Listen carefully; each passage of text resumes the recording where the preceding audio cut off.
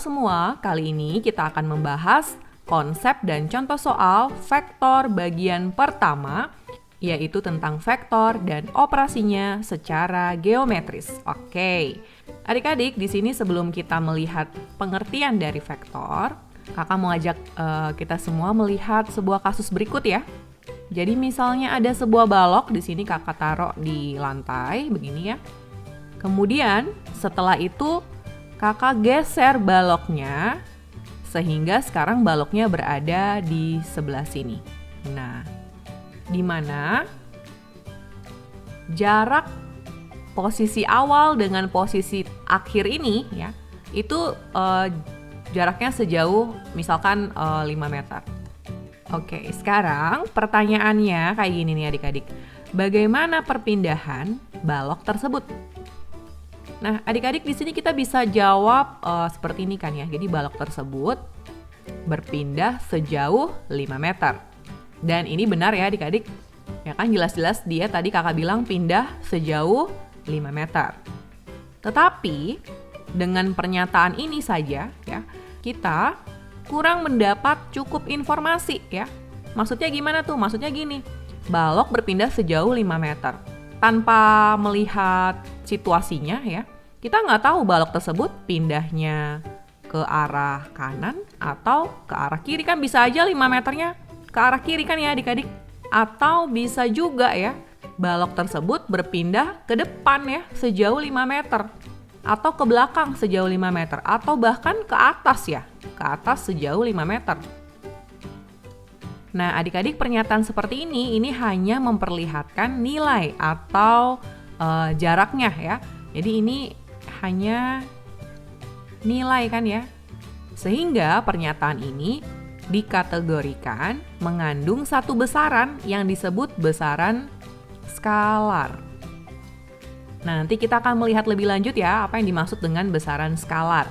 Lantas, selanjutnya pernyataan yang lebih spesifik adalah pernyataan yang seperti ini kan ya adik-adik. Jadi balok berpindah sejauh 5 meter. 5 meter ini sebagai nilai. Ada tambahan informasi bahwa 5 meternya ke arah kanan. Nah, ini ada arahnya adik-adik. Kalimat ini mengandung satu besaran yang disebut dengan besaran vektor. Dan inilah yang akan kita pelajari di sepanjang bab ini adik-adik, yaitu tentang vektor. Nah, sekarang kita lihat yuk pengertian dari vektor ya. Vektor secara umum merupakan sebuah besaran yang memiliki nilai dan juga arah. Di sini dannya saya bold dan juga saya kasih merah ya. Artinya, vektor harus memiliki dua-duanya, harus ada nilainya dan juga harus ada arahnya. Nah, itulah yang disebut dengan besaran vektor. Sedangkan besaran yang hanya memiliki nilai saja, kayak tadi ya, yang balok tersebut berpindah sejauh 5 meter. Nah, itu disebut dengan besaran skalar karena hanya menunjukkan nilainya saja. Nah, di sini ada beberapa contoh adik-adik dari besaran skalar, misalnya panjang ya, kemudian ada waktu, kemudian massa, suhu atau temperatur, volume, luas, dan masih banyak lagi ya. Jadi besaran yang hanya memiliki nilai itu dikategorikan sebagai besaran skalar. Nah, sekarang contoh besaran vektor. Ini ada kecepatan, kemudian percepatan, kemudian ada gaya, medan listrik, dan medan magnet. Ini tentunya masih banyak lagi ya. Dan ini kalian pastinya sudah familiar nih. Ketika belajar fisika ya, pasti ketemu dengan besaran-besaran yang seperti ini. Nah, ini termasuk dalam kategori besaran vektor. Nah, sebenarnya siapa sih yang nemuin vektor adik-adik? Nah, di sini kakak mau kenalin ke kalian ya, penemu dari vektor yaitu Josiah Willard Gibbs, seorang ilmuwan asal Amerika yang sumbangsihnya dalam dunia matematika dan fisika itu begitu besar sekali karena dia berhasil menemukan tentang konsep vektor. Nah, adik-adik, selanjutnya di sini kita akan lihat secara geometris, kalau tadi kan secara umum ya. Secara geometris, vektor adalah suatu ruas garis berarah. Maksudnya gimana tuh ya? Jadi vektor, kalau kita gambarkan ya, dia digambarkan sebagai anak panah yang menunjukkan arah vektor dan panjang garisnya disebut besar vektor. Di sini ada contoh nih adik-adik ya. Nah, di sini ada sebuah vektor gaya, ya, vektor gaya F1 yang besarnya 5 Newton ke arah kanan. Jadi inilah vektor secara geometris adik-adik ya. Jadi digambarkan sebagai anak panah yang menunjukkan arah vektornya. Jadi kalau panahnya ke kanan nih, ya berarti arah vektornya ke kanan. Dan panjang garisnya itu sendiri disebut besar vektornya. Jadi semakin panjang garisnya semakin besar nilai vektornya atau besar vektornya. Ya, semakin kecil panjang garisnya, maka semakin kecil juga nilai atau besar dari vektornya. Contoh yang lain adik-adik, di sini ada vektor gaya F2. Nah, jadi perbandingannya dengan yang F1 di atas ya. Jadi kita lihat di sini vektor gaya F2 besarnya 10 Newton dan arahnya ke kiri nih. Ya, jadi sesuai juga nih panjang garisnya. Jadi 2 kali lipat tapi panahnya ke arah kiri nih. Ya, seperti itulah vektor secara geometris adik-adik gambarnya. Nah, adik-adik, di sini kita akan lihat gimana caranya menuliskan notasi vektor.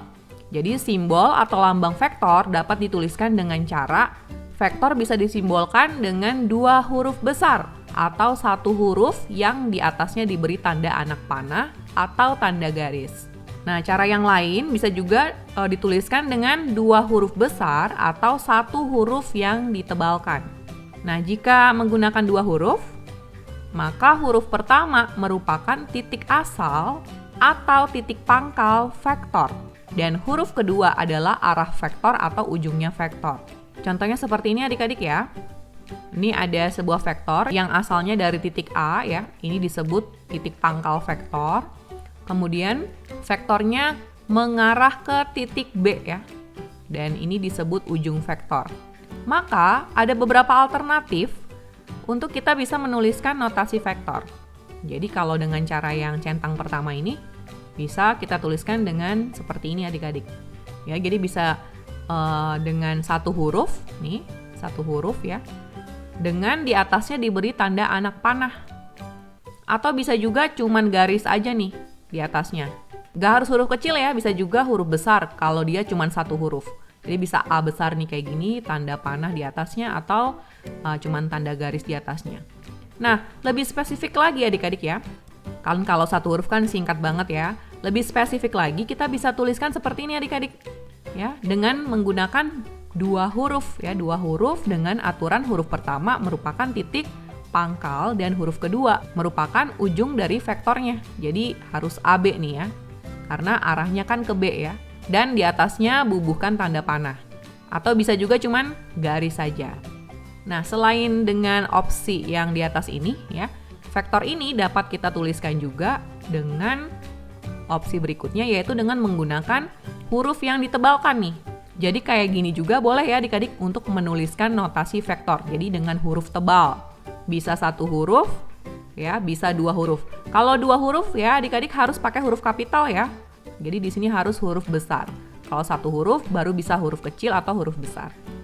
Nah, umumnya yang kita pakai ya, itu adalah yang atas ini ya. Jadi dengan menggunakan tanda panah atau tanda garis di atas. Oke, sekarang kakak mau ajak kalian lihat ternyata vektor itu ada beberapa jenis ya. Yang pertama ada namanya istilah vektor sejajar. Vektor sejajar itu adalah 2 vektor atau lebih, ya jadi bisa 3, bisa 4 ya dan seterusnya, yang mempunyai besar dan arah yang sama. Jadi kalau kita lihat di sini, di sebelah kanan ya ada 3 vektor. Di sini yang merupakan vektor sejajar itu adalah vektor A dan vektor B ya. Karena memiliki besar atau panjang nih, ya kan panjangnya sama dan juga arahnya sama. Sama-sama ke atas ya. Dan sudutnya sama juga gitu. Itulah vektor sejajar. Ada vektor sejajar, ada vektor berlawanan. Vektor berlawanan adalah 2 vektor atau lebih yang mempunyai besar yang sama, tapi arahnya berlawanan. Jadi bukan cuma sekedar berlawanan ya adik-adik, tapi besarnya juga harus sama. Itu disebut vektor yang berlawanan. Kalau di gambar ini ya, jadi vektor C adalah vektor yang berlawanan. Jadi vektor A dan vektor C. Nah, ini contohnya. Atau vektor B dan vektor C. Nah, ini adalah dua pasang vektor yang berlawanan. Jadi besarnya sama dan arahnya berlawanan. Ada juga jenis vektor yang disebut vektor 0. Vektor 0 adalah vektor yang pangkal dan ujungnya berimpit sehingga panjangnya 0 satuan dan arahnya tak tentu, disimbolkan dengan 0, lalu di atasnya ada tanda anak panah. Ya, atau bisa juga hanya tanda garis. Nah, selain 3 ini ya, ada lagi yang namanya vektor satuan. Vektor satuan adalah vektor yang panjangnya satu satuan. Kemudian ada juga yang namanya vektor posisi. Nah, adik-adik, vektor yang terakhir ini kita akan pelajari lebih lanjut lagi di materi kita yang selanjutnya ya. Jadi di sini cuma pengenalan aja.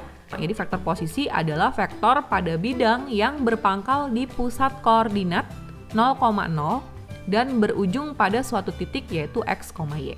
Nah, selanjutnya di sini kakak juga mau jelasin tentang besar vektor yang dari tadi udah sering disinggung ya. Jadi besar vektor itu menyatakan nilai atau panjang dari suatu vektor. Besar vektor selalu bernilai positif dan dinyatakan sebagai harga mutlak dari vektor tersebut. Nah, notasi yang menyatakan besar vektor, jadi daripada kita nulis capek-capek nih ya, besar dari vektor A, kita bisa langsung menggunakan simbol harga mutlak ya adik-adik. Harga mutlak, lalu vektornya taruh di dalamnya. Nah, ini maksudnya besar atau panjang atau nilai dari suatu vektor A.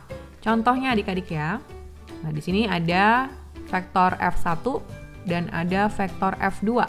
Pertanyaannya, berapa besar vektor F1 dan F2?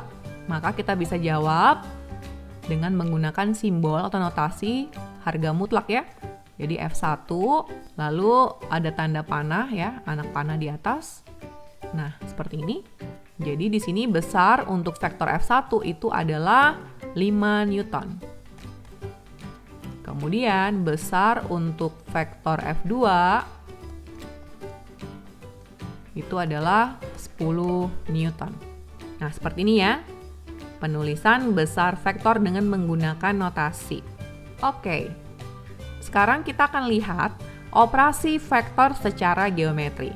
Adik-adik, ada 3 operasi vektor secara geometri. Yang pertama, kita akan melihat nanti perkalian vektor dengan skalar, kemudian ada penjumlahan 2 vektor atau lebih, kemudian ada selisih 2 vektor. Oke, yang pertama mari kita lihat perkalian vektor dengan skalar. Nah, adik-adik, suatu vektor itu bisa dikalikan dengan skalar ya.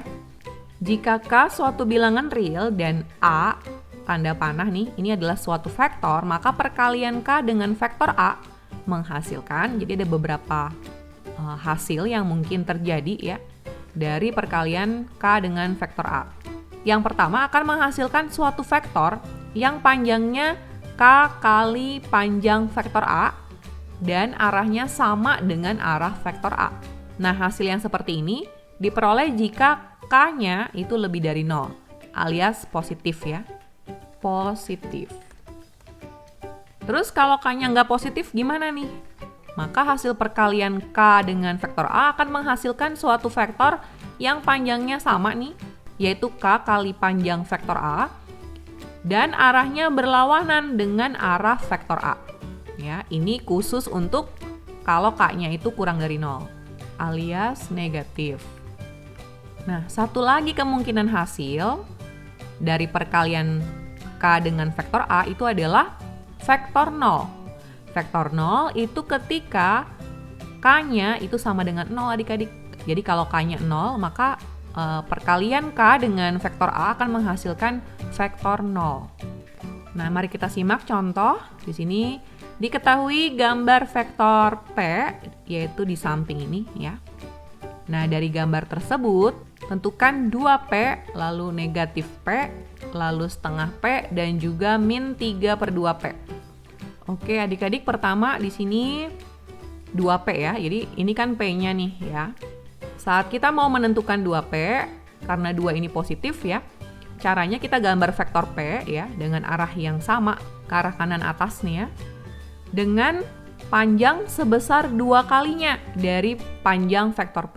Jadi kita gambar vektor P tapi 2 kali lipat nih panjangnya.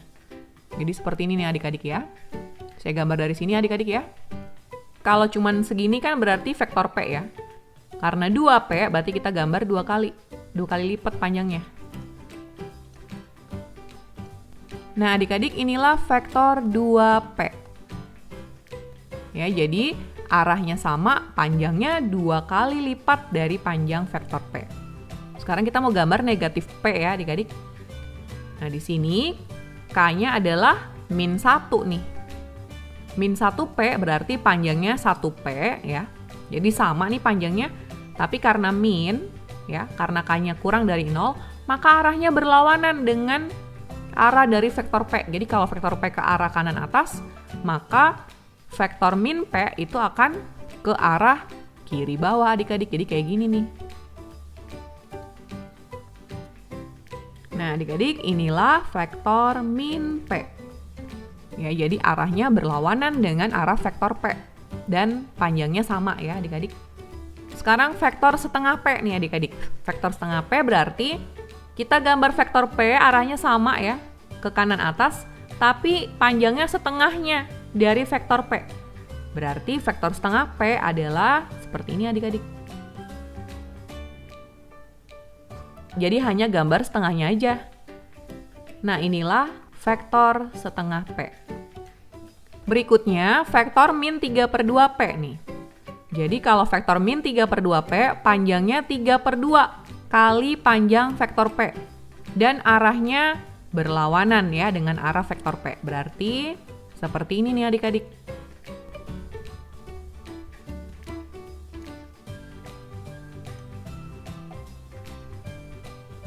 Nah inilah yang disebut dengan vektor min 3/2P. Nah adik-adik seperti ini ya perkalian vektor dengan suatu skalar. Di sini ada beberapa sifat perkalian vektor dengan skalar, yaitu K dikali vektor min A itu sama saja dengan min dalam kurung K kali vektor A. Dan sama juga dengan min K kali vektor A langsung, jadi nggak pakai kurung-kurungan ya. Sifat berikutnya, kalau vektornya dikalikan dengan 2 buah skalar, yaitu K dan M. Jadi K dikali M kali vektor A itu sama dengan K kali M dikali vektor A. Ya, jadi dikalikan dulu nih skalarnya, baru dikalikan dengan vektor A. Sama juga dengan M dikali K kali vektor A. Jadi dikalikan dulu vektornya dengan K, baru hasilnya dikalikan dengan M. Nah ini tiga-tiganya sama nih ya hasilnya. Sifat berikutnya, kalau vektornya dikalikan dengan penjumlahan atau selisih dari 2 skalar nih. Jadi K ditambah M atau K dikurang M, lalu hasilnya dikali dengan vektor A, maka kita bisa kerjakan juga dengan cara setiap skalarnya ini kita kalikan secara distributif ya dengan vektornya. Jadi nilainya sama dengan K kali vektor A ditambah M kali vektor A. Sifat berikutnya, di sini perkalian skalar dengan penjumlahan atau pengurangan dari 2 vektor. Nah ini juga sama dengan yang ketiga ya. Bisa dikalikan secara distributif, jadi K kali vektor A ditambah K kali vektor B. Nah seperti inilah sifat-sifat perkalian vektor dengan skalar secara aljabar ya adik-adik. Oke, kita mau lihat selanjutnya operasi vektor, yaitu penjumlahan 2 vektor atau lebih.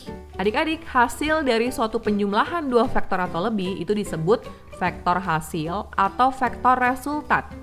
Ya, dan diperoleh bisa dengan 2 metode. Jadi metode yang pertama ini adalah metode poligon ya, atau poligon itu segi banyak.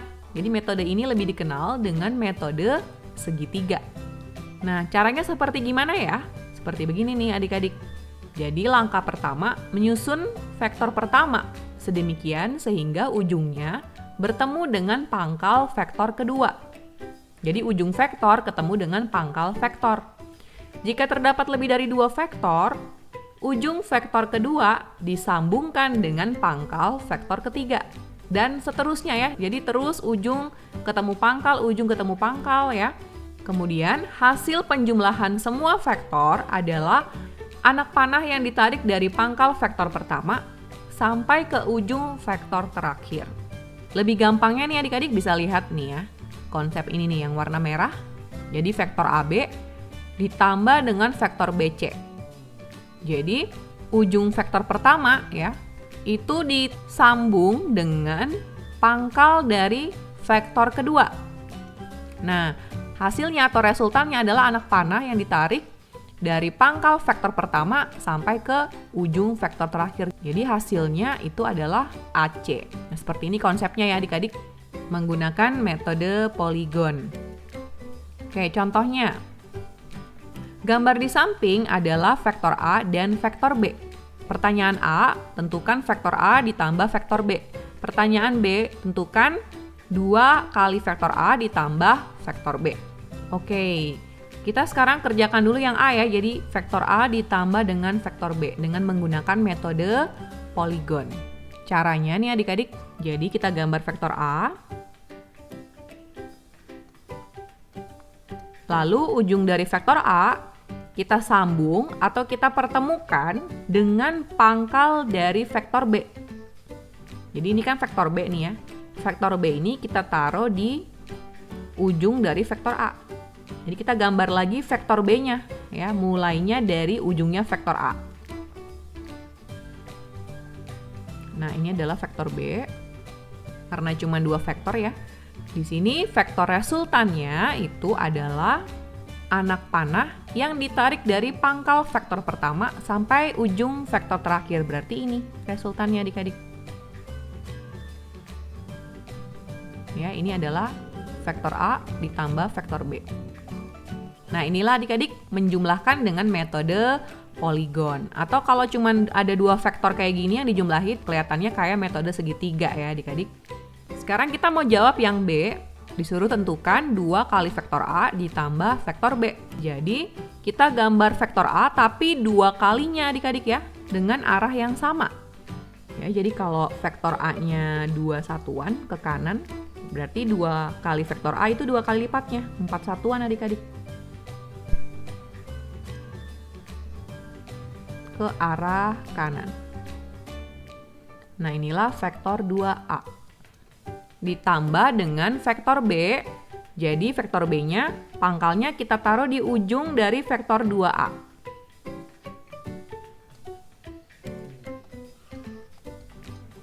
Nah, inilah resultannya adik-adik.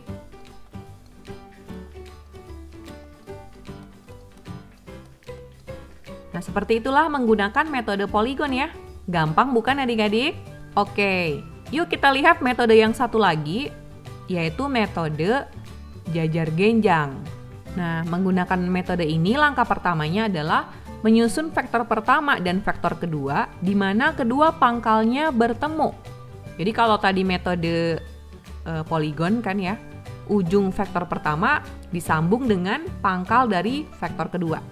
Nah, kalau jajar genjang, kedua pangkalnya itu disambung adik-adik atau dipertemukan. Kemudian kita buat vektor imajiner yang sejajar dengan vektor pertama dan vektor kedua sehingga membentuk jajar genjang. Nanti kita akan lihat contohnya ya.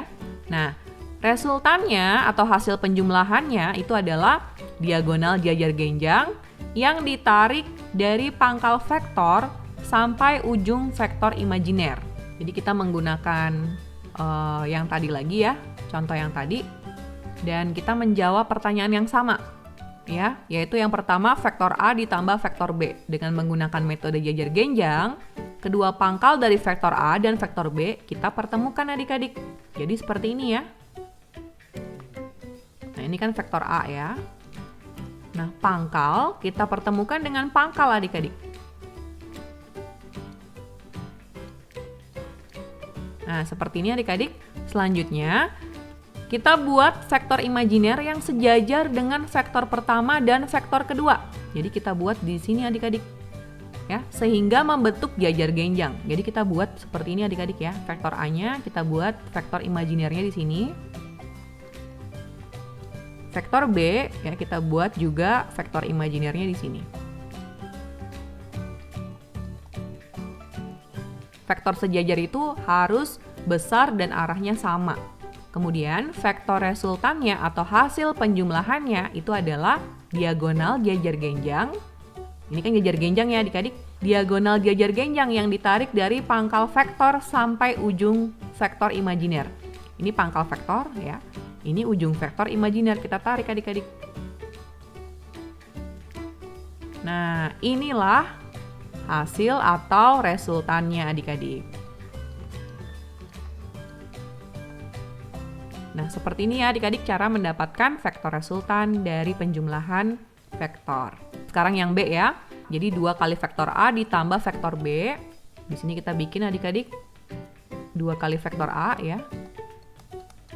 Kemudian ditambah vektor B. Lalu kita bikin vektor sejajarnya ya adik-adik.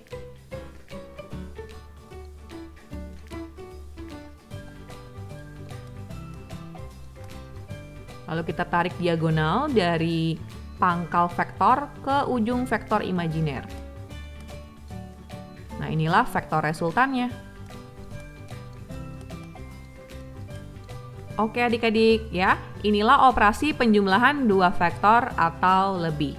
Kalau dengan menggunakan metode poligon, kita bisa menjumlahkan lebih dari 2 vektor sekaligus ya. Tapi kalau dengan metode jajar genjang, ya kita harus jumlahkan per 2 gitu ya vektornya. Jadi 2 dulu, nanti baru hasilnya atau resultannya ditambahkan dengan vektor ketiga dan seterusnya. Nah, di sini kita lihat sifat-sifatnya yuk dari penjumlahan vektor. Jadi penjumlahan vektor ada 4 sifat. Yang pertama komutatif ya. Jadi vektor A tambah vektor B itu sama dengan vektor B ditambah vektor A. Jadi bisa diputar ya adik-adik. Kemudian asosiatif juga ya. Asosiatif berarti pengelompokan. Jadi kalau ada penjumlahan nih kayak gini nih 3 vektor, bisa dikerjain A tambah B dulu, baru hasilnya ditambah C. Bisa juga B tambah C dulu, baru hasilnya ditambahkan dengan A. Kemudian ada sifat elemen identitas ya. Elemen identitas dari penjumlahan 2 vektor itu adalah vektor 0. Maksudnya gimana tuh? Maksudnya kalau ada sebuah vektor ditambahkan dengan elemen identitasnya yaitu vektor 0, hasilnya adalah vektor itu sendiri. Begitu juga kalau vektor 0 ditambahkan dengan suatu vektor ya. Maka hasilnya itu adalah vektor itu sendiri. Kemudian sifat berikutnya adalah inverse tambah. Inverse tambah itu maksudnya kayak gini nih adik-adik ya. Jadi kan inverse dari suatu vektor A itu kan adalah negatif dari vektor A ya. Sehingga memenuhi, nah seperti ini adik-adik ya, inverse tambah maksudnya. Jadi A ditambah dengan negatif A ya, ini hasilnya adalah sama dengan vektor 0. Oke adik-adik, di sini kita lihat contoh. Tentukan vektor resultan dari penjumlahan berikut. Di sini QR ditambah dengan PQ. QR ditambah dengan PQ, di sini kita bisa menggunakan sifat komutatif, jadi kita balik jadi PQ ditambah QR. Ya, PQ ditambah QR karena ujung vektor pertama dipertemukan dengan pangkal vektor kedua ya. Ini kan nyambung nih. Q, Q ya. Maka hasilnya adalah PR. Di sini kita menggunakan metode poligon ya untuk menentukan vektor resultannya. Kemudian AB tambah PQ tambah BP. Nah, AB tambah PQ tambah BP kita bisa kelompokkan dengan sifat asosiatif ya. Jadi AB kita tambahkan dengan BP. Ya, tujuannya nih supaya nyambung nih AB, habis itu BP. Jadi B ketemu dengan B ya. Kemudian kita tambahkan dengan PQ. Ya, jadi ini sifat asosiatifnya. Nah, AB ditambah BP ini kan hasilnya adalah AP ya. Berdasarkan metode poligon ya, AP. Kemudian kita tambahkan dengan PQ. AP tambah PQ ini karena P sama P ya, ketemu nih ya. Maka dengan menggunakan metode poligon, jawabannya adalah atau vektor resultannya adalah AQ. Seperti itu adik-adik ya, mengerjakan vektor resultan dari penjumlahan dengan menggunakan sifat-sifat penjumlahan vektor. Selanjutnya nih adik-adik, GH ditambah FG ditambah EF ditambah DE. Nah adik-adik di sini kita atur ya supaya nyambung. Jadi kita bisa mulai dari DE ya, DE Ini kita tambahkan dengan EF, ya, EF, FG ya, kita tambahkan dengan FG. Jadi kita harus susun supaya dia nyambung nih adik-adik. Lalu kita tambahkan dengan GH. Ini kan nyambung semua nih ya adik-adik. Maka hasil akhirnya kita bisa langsung simpulkan adik-adik hasilnya. Yaitu, udah pasti hasilnya adalah vektor DH. Nah, inilah vektor resultannya adik-adik. Oke, selanjutnya yang D, ini vektor PQ ditambah QR ditambah min PQ. Kita bisa susun dulu ya dengan menggunakan sifat asosiatif. Jadi kita pertemukan nih PQ dengan min PQ. Ditambah QR-nya belakangan. Nah, adik-adik berdasarkan inverse tambah ya. Kalau suatu vektor ditambah dengan inverse-nya, maka hasilnya itu adalah vektor 0. Vektor 0 ditambah dengan vektor QR. Ya, ini adalah elemen identitas ya adik-adik. Sehingga vektor 0 ditambah dengan QR, hasilnya adalah vektor QR. Nah, adik-adik inilah jawabannya. Oke, sekarang kita mau lihat operasi yang selanjutnya, yaitu operasi selisih dua vektor. Nah, adik-adik, selisih atau pengurangan dua vektor itu dapat dikerjakan dengan cara penjumlahan. Dengan cara, nih kita misalkan bahwa vektor A dikurang vektor B itu dapat ditulis seperti ini, ya, A kurang B. Lalu min B-nya kita bikin seperti ini adik-adik. Jadi A kurang B itu sama dengan penjumlahan A dengan negatif B. Jadi A ditambah negatif B. Di mana negatif dari vektor B itu adalah berlawanan arah dengan vektor B itu sendiri ya. Contohnya seperti ini adik-adik, gambar di samping adalah vektor A dan vektor B. Pertanyaannya tentukan 2A dikurang B. Nah adik-adik, ini kan pengurangan ya. Pengurangan itu kita bisa tulis dalam bentuk penjumlahan. Seperti yang di sini ya, tertera di sini. Jadi kita buat kayak gini, 2A ditambah dengan negatif B. Nah, jadi seperti ini ya adik-adik. Di sini kita gambar dulu vektor 2A. Nah, adik-adik ini adalah vektor 2A. Nah, sekarang kita mau tambahin dengan vektor negatif B. Vektor negatif B itu seperti ini adik-adik. Ya, jadi besarnya sama, tapi arahnya yang beda. Jadi arahnya ke bawah ya. Nah, dengan menggunakan metode poligon misalnya ya, kita sambung pangkal dari vektor negatif B dengan ujungnya vektor 2A ya. Jadi seperti ini adik-adik. Nah, inilah vektor negatif B. Jadi resultannya adalah kita tarik garis dari pangkal vektor 2A ke ujung vektor negatif B. Nah, adik-adik inilah vektor resultan, yaitu vektor 2A dikurang B. Seperti itu ya adik-adik, selisih dari dua vektor. Oke, contoh kedua. Tentukan vektor resultan dari pengurangan berikut. BC dikurang BA. Nah, adik-adik ini kita bisa tuliskan seperti ini ya. Jadi BC ditambah dengan negatif dari BA. Nah, adik-adik, negatif BA itu adalah vektor yang berlawanan dengan vektor BA. Vektor apa itu? Vektor AB ya adik-adik. Kalau dia notasi ya, kita bisa langsung balik nih. Jadi negatif BA itu sama dengan AB ya adik-adik. Nah, kita menggunakan sifat komutatif, jadi AB duluan. Kemudian kita tambahkan dengan BC. Ya, jadi ini di depan, BC-nya di belakang. Nah, karena ini sama ya, maka ini dapat dijumlahkan ya. Hasilnya adalah vektor AC. Nah, sekarang yang B. Yang B, PQ dikurang PR dikurang RQ. Jadi ini kita buat ke dalam bentuk penjumlahan. Ya, jadi PQ ditambah negatif PR ditambah negatif RQ. Nah, untuk negatif PR itu bisa kita ubah ya, ini menjadi vektor RP ya, langsung dibalik ya, supaya jadi plus ya. Kemudian ditambah dengan ini juga negasi dari vektor RQ dapat kita tulis sebagai vektor QR. Kemudian ini kita susun ya, supaya nyambung, jadi PQ ditambah QR ditambah RP. Ini ya, PQ ditambah QR ditambah RP.